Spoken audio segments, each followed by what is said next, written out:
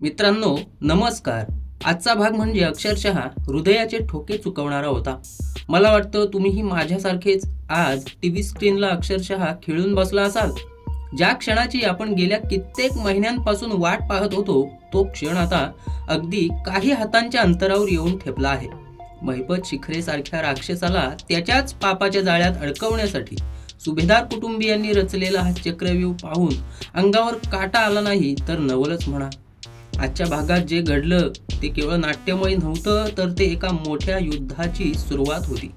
चला तर मग वेळ न घालवता आपण आजच्या या अत्यंत महत्त्वाच्या भागाचं सविस्तर विश्लेषण करूया. आपल्या हक्काच्या 45 मराठी चॅनलवर मी तुमचं मनापासून स्वागत करतो. आजच्या भागाची सुरुवातच एका अशा तणावपूर्ण वातावरणात झाली की जिथे शब्दांपेक्षा शांतता जास्त बोलत होती. पोलीस स्टेशनमध्ये किंवा त्या नियोजित स्थळी रविराज सर, अर्जुन, सायली आणि चैतन्य यांच्यात जी चर्चा सुरू होती ती पाहूनच समजत होतं की आता काहीतरी मोठं घडणार आहे. रविराज सर, जे एक कणखर पोलीस वकील आहेत, ते आज एक भाऊ आणि एक पती म्हणून खूप हतबल आणि काळजीत दिसले. जेव्हा सायली आणि अर्जुनने तो धाडसी प्रस्ताव मांडला की महिपतला रंगेहात पकडण्यासाठी प्रतिमा आत्यांना त्या स्पॉटवर म्हणजेच त्या अपघाताच्या ठिकाणी न्यावं लागेल, तेव्हा रविराज सरांचा नकार अगदी अपेक्षित होता. मला वाटतं कोणत्याही पतीला आपल्या पत्नीला, जी आधीच इतक्या मोठ्या अपघातातून सावरते आहे, तिला पुन्हा त्याच मृत्यूच्या दारात उभं करणं मान्य नसतं. रविराज सरांची ती घालमेल, ती भीती आजच्या भागात खूप स्पष्टपणे दिसली. त्यांना माहीत आहे की महिपत शिखरे किती नीच पातळीला जाऊ शकतो. पण आज मला कौतुक वाटलं ते सायली आणि अर्जुनच्या जिद्दीचं.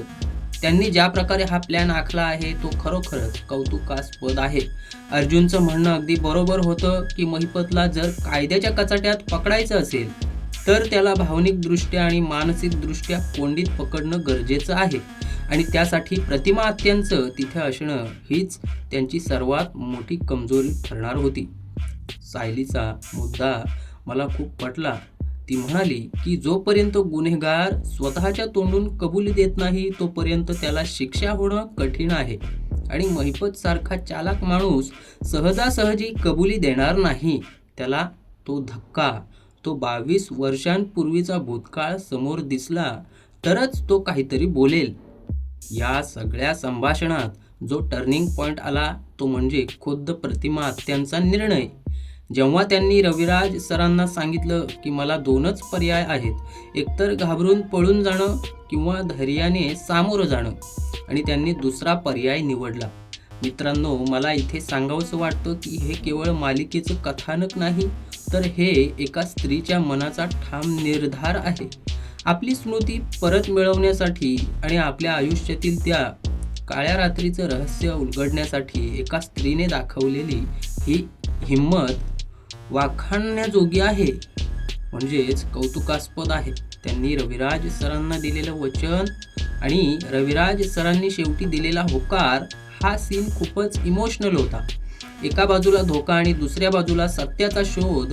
या द्वंद्वात आज सत्याचा शोध जिंकला. त्यानंतरचा जो सीन होता तिथे अर्जुनने एक नवीन नंबरवरून महिपतला फोन केला. तो तर अफलातून होता. अर्जुनने ज्या आत्मविश्वासाने महिपतला सांगितलं की माझ्याकडे 22 वर्षांपूर्वीच्या त्या अपघाताचे पुरावे आहेत, तेव्हा महिपतची उडालेली भंभेरी, धांदल पाहण्यासारखी होती. इथेच अर्जुन अर्धी लढाई जिंकला होता, कारण महिपतने लगेचच काय किंमत हवी आहे तुला असा प्रश्न केला. माझं असं स्पष्ट मत आहे की जेव्हा एखादा माणूस किंमत विचारतो तेव्हाच तो अप्रत्यक्षपणे आपल्या गुन्ह्याची कबुली देत असतो. जर महिपत निर्दोष असता तर त्याने अर्जुनला खडसावलं असतं किंवा फोन कट केला असता, पण त्याने तडजोड करण्याचा प्रयत्न केला आणि इथेच तो चुकला. रविराज सर आणि टीमसाठी हा एक मोठा पुरावा होता की महिपतच गुन्हेगार आहे. आता फक्त त्याला रंगेहात पकडणं बाकी होतं. घरामध्ये सुद्धा एक वेगळंच नाट्य सुरू होतं. सायली आणि अर्जुन फक्त बाहेरच्या प्लॅनवर काम करत होते, तर घरातल्या शत्रूंना म्हणजेच नागराज आणि सुमन काकूंना बाजूला कसं करायचं. सुमन काकू तशाही त्यांच्या शत्रू नाहीत, पण नागराज तिचे पती असल्यामुळे ती नागराजला पाठीशी घालत असते. याचंही त्यांना पक्क नियोजन करता आलंय. सुमन काकू नागराजला घाबरून असतात, त्याच्यामुळे नकळत का होईना त्या सुद्धा नागराजलाच पाठिंबा देत आहेत हे सिद्ध होतं. रविराज सरांनी ज्या शिताफीने नागराजला ठाण्याला एका खोट्या कामासाठी पाठवलं ते पाहून मला खूप हसू आलं. नागराजची जी चिडचिड झाली ती पाहताना गंमत वाटली, पण हे गरजेचं होतं. कारण जर नागराज किंवा सुमन काकूंना या प्लॅनची थोडी जरी कुणकुण लागली असती तर त्यांनी नक्कीच महिपतला सावध केलं असतं. त्यामुळे घरच्या आघाडीवर रविराज सरांनी घेतलेली ही खबरदारी खूप महत्त्वाची होती. दुसरीकडे साक्षी आणि सचिन यांच्यातलं द्वंद्वही आता वेगळ्या वळणावर आहे. साक्षी सचिनच्या वागण्यामुळे पॅनिक झाली आहे. तिला सचिनवर संशय येतोय, पण सचिन ज्या चालाखीने परिस्थिती हाताळतोय ते पाहून वाटतंय की सचिन आता पूर्णपणे अर्जुनच्या टीममध्ये सामील झाला आहे. त्याने कॉन्फरन्स कॉलचं नाटक करून साक्षीला कसं गुंगारा दिला ते आपण पाहिलं. पण मला एक शंका अशी वाटते की साक्षी इतकी कच्च्या गुरूची चेली नाहीये. तिला नक्कीच काहीतरी गडबड असल्याचा संशय आला आहे. सचिनने तिला बनवून दिलेली कॉफी आणि तिचं शांत होणं हे फक्त वादळापूर्वीची शांतता असू शकते. प्रिया आणि अश्विनचा सीनही महत्त्वाचा होता. प्रिया माहेरी जाण्यासाठी निघाली होती. बहुतेक तिला काहीतरी संशय आला असावा किंवा तिला तिथे जाऊन काही माहिती काढायची असावी. पण अश्विनने आज पहिल्यांदाच एक खंबीर नवरा म्हणून भूमिका घेतली. त्याने तिला स्पष्ट सांगितलं की तू कुठेही जाणार नाहीस. अश्विनचा हा बदललेला स्वभाव पाहून प्रियाही चक्रावून गेली. अश्विनला कदाचित अर्जुन आणि सायलीच्या प्लॅनची पूर्ण माहिती नसेल, पण त्याला हे नक्की समजलंय की आता कुटुंबाच्या सोबत राहणं जास्त महत्त्वाचं आहे. त्याने प्रियाला अडवून धरल्यामुळे महिपतपर्यंत कोणतीही माहिती पोहोचणार नाही याची काळजी घेतली गेली. हे अनावधानाने का होईना, पण अर्जुनच्या प्लॅनला पूरकच ठरलं मित्रांनो. पण दर्शक मित्रांनो, आजच्या भागातला सर्वात अंगावर शहारे आणणारा सीन कोणता असेल तर तो म्हणजे सायलीने प्रतिमा आत्यांना दिलेलं सेल्फ डिफेन्सचं ट्रेनिंग. हा सीन या मालिकेतील आत्तापर्यंतच्या सर्वोत्कृष्ट सीन्सपैकी एक म्हणता येईल. सायली फक्त एक सून नाही तर ती एका गुरुच्या भूमिकेत दिसली. तिने प्रतिमा आत्यांना शिकवलं की जर महिपतने हल्ला केला तर स्वतःचा बचाव कसा करायचा, समोरून वार झाला तर कसं झुकायचं, गळा पकडला तर कोपरानं पोटात कसं मारायचं हे प्रात्यक्षिकासह दाखवणं खूप गरजेचं होतं. कारण रविराज सर आणि अर्जुन तिथे असणार असले तरी ऐनवेळी काय घडेल सांगता येत नाही. स्वसंरक्षण हेच सर्वात मोठं शस्त्र असतं हे सायलीने पुन्हा एकदा सिद्ध केलं. प्रतिमा आत्यांच्या मनातली भीती घालवून त्यांच्यात एक लढाऊ बाणा जागवण्याचं काम सायलीने केलं आहे. मला वाटतं उद्याच्या भागात जेव्हा महिपत आणि प्रतिमा आत्या आमने सामने येतील तेव्हा हेच ट्रेनिंग कामाला येणार आहे.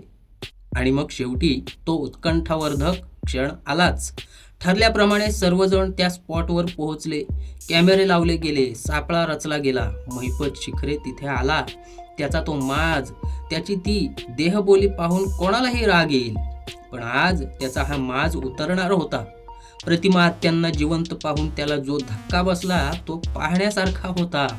आणि मग रागाच्या भरात अति आत्मविश्वासाने महिपत जे बोलून गेला तेच तर आपल्याला हवं होतं.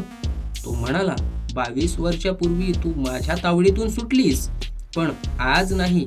बास. हेच ते वाक्य होतं ज्याची रविराज सर आणि अर्जुन वाट पाहत होते. त्याने स्वतः कबुली दिली की 22 वर्षापूर्वी त्यानेच प्रतिमा आत्यांना मारण्याचा प्रयत्न केला होता. या वाक्याने खूप गोष्टी स्पष्ट झाल्या आहेत मित्रांनो. महिपतचा खरा चेहरा आता सर्वांसमोर आला आहे. पण इथेच खरी गंमत आहे. महिपतने कबुली दिली आहे, पण तो आता शांत बसेल का? मला असं वाटतं की तो आता चवताळलेल्या वाघासारखा हल्ला करेल. त्याच्याकडे बंदूक असू शकते किंवा तो हातापायी करू शकतो. सायलीने दिलेलं ट्रेनिंग आता प्रतिमा आत्यांना वापरावं लागेल. हा सीन पाहताना माझा श्वास रोखला गेला होता. अर्जुन आणि त्याची टीम लपून हे सगळं रेकॉर्ड करत आहेत, पण महिपत जर हिंसक झाला तर त्यांना वेळेवर धावून जावं लागेल. माझं वैयक्तिक विश्लेषण असं आहे की महिपतची ही कबुली रेकॉर्ड झाली आहे, त्यामुळे कायदेशीररित्या तो आता अडकला आहे. पण मालिका इथेच संपणार नाही. महिपतला अटक करणं सोपं नसेल. तो तिथून पळून जाण्याचा प्रयत्न करू शकतो किंवा प्रतिमा आत्यांना पोलीस ठेवण्याचा प्रयत्न करू शकतो. रविराज सर आपल्या भावनांवर ताबा ठेवून एक वकील म्हणून कसा ॲक्शन घेतात हे पाहणं रंजक ठरणार आहे. तसेच महिपतला अटक झाल्यावर प्रिया, नागराज आणि साक्षी यांची काय अवस्था होईल, त्यांची काय प्रतिक्रिया असेल याचा विचार करूनच मला आत्तापासून मजा येऊ लागलेली आहे. कारण पुढचे येणारे एपिसोड्स खरंच खूप धमाल असणार आहेत. त्यांचा मुख्य आधारच जर तुटला तर हे प्यादे काय करतील. सायली आणि अर्जुनचा हा प्लॅन 100% यशस्वी झाला आहे असं म्हणायला हरकत नाही. पण पिक्चर अभी बाकी है मेरे दोस्त. कारण महिपतला अटक झाली तरी तो तुरुंगातून सुद्धा काहीतरी कारस्थान करू शकतो किंवा प्रिया आता अवघडपणे विरोधात जाऊ शकते. आजच्या भागातलं दिग्दर्शन, संवाद आणि विशेषतः पार्श्वसंगीत खूपच प्रभावी होतं. त्या जुन्या पडक्या वास्तूमध्ये झालेलं चित्रीकरण त्या प्रसंगाची गंभीरता वाढवत होतं. एकंदरीत सांगायचं झालं तर आजचा भाग हा मालिकेचा एक माइलस्टोन एपिसोड होता. कथानकाने आता एक मोठं वळण घेतलेलं आहे. मालिका पुढच्या टप्प्याकडे, अगदी निकालाकडे वळत आहे. कथानकाने आता नवे ट्विस्ट आणि नवे सस्पेन्सेस निर्माण केलेले आहेत. प्रतिमा आत्यांचा स्मृतिभ्रंश आणि अपघाताचं रहस्य आता उलगडलं आहे. आता फक्त न्यायाची प्रतीक्षा आहे. अर्जुन आणि सायलीची जोडी पुन्हा एकदा हे सिद्ध करते की सत्याच्या बाजूने लढताना कितीही संकटे आली तरी विजय नक्की मिळतो. तुम्हाला काय वाटतं मित्रांनो? महिपत आता तिथून पळून जाण्यात यशस्वी होईल की पोलीस त्याला त्याच जागेवर बेड्या ठोकतील आणि प्रतिमा आत्यांना त्यांची स्मृती पूर्णपणे परत मिळवता येईल का? तुमचं मत, तुमचे अंदाज मला कमेंट्समध्ये नक्की सांगा. मला तुमच्या कमेंट्स वाचायला आणि त्यावर चर्चा करायला नक्की आवडेल. कारण तुमचे अंदाज अनेकदा अचूक असतात. अशाच प्रकारे मालिकेच्या प्रत्येक भागाचं सखोल आणि रंजक विश्लेषण पाहण्यासाठी आणि येणाऱ्या ट्विस्टबद्दल अपडेट राहण्यासाठी आपल्या 45 मराठी या चॅनलला नक्की सबस्क्राईब करा. शेजारील बेल आयकॉन दाबायला विसरू नका, म्हणजे आमचा व्हिडिओ आल्यावर तुम्हाला लगेच समजेल. व्हिडिओ लाईक, शेअर करून तुमच्यासाठी नवीन व्हिडिओ आणायला आम्हाला प्रेरणा द्या. आज आपण ज्या भागाचं विश्लेषण केलं तो भाग प्रसारित झाला होता 2 डिसेंबर 2025 रोजी. ही तारीख लक्षात ठेवा, कारण हा दिवस मालिकेच्या इतिहासातला एक निर्णायक दिवस ठरणार आहे. भेटूया पुढच्या व्हिडिओमध्ये एका नवीन अपडेटसह. तोपर्यंत काळजी घ्या आणि पाहत रहा 45 मराठी. धन्यवाद.